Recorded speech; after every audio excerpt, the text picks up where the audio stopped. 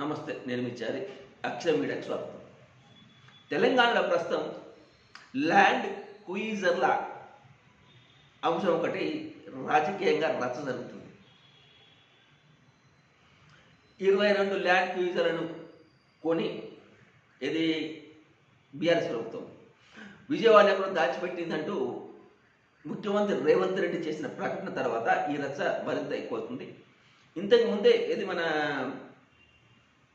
దీని మీద ఎవరు కేసీఆర్ సమాధానం చెప్పాలంటూ సినిమాకు సంబంధించి టాలీవుడ్కు రాములమ్మ, ప్రస్తుతం కాంగ్రెస్ సీనియర్ నాయకుడు విజయశాంతి కూడా డిమాండ్ చేసిన సంగతి తెలిసిందే. ఈ నేపథ్యంలో ఎమ్మెల్సీ కల్వకుంట్ల కవిత ఈ ల్యాండ్ క్రూయిజర్ల కొనుగోలు అంశం మీద తీవ్రంగా స్పందించింది. తామెప్పుడు కూడా భద్రత పెంచాలన్న భద్రత కావాలని అడిగింది లేదు. వాస్తవానికి దాన్ని ఎవరు ఇంటెలిజెన్స్ లేదంటే పోలీసులు ఇది సీఎం ఫోటో సంబంధించిన వాళ్ళ భద్రతను చూసుకుంటారు. భద్రతకు ప్రత్యేకంగా బడ్జెట్ ఉంటుంది.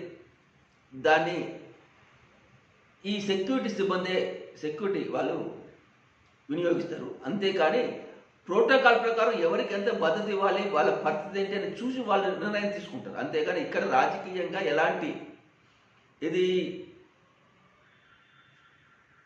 మన ఇన్ఫ్లుయెన్స్ చేసే అవకాశాలు లేవు. అది సెక్యూరిటీ విభాగం చూసుకునే పని. అటువంటిది ఒక ముఖ్యమంత్రి అయి ఉండి 22 ఇది మన ల్యాండ్ క్రూయిజర్ను కొని ఎక్కడో దాచిపెట్టుకుండు అనే లెవెల్, రహస్యంగా అనే లెవెల్ ముఖ్యమంత్రి రేవంత్ రెడ్డి ప్రకటించడం ఆయన దిగజాడు, అంటే ఆయన గౌరవాన్ని ఆయన దిగజార్చుకున్నట్టే తప్ప వేరే కాదు అంటూ కల్వకుంట్ల కవిత స్పందించింది.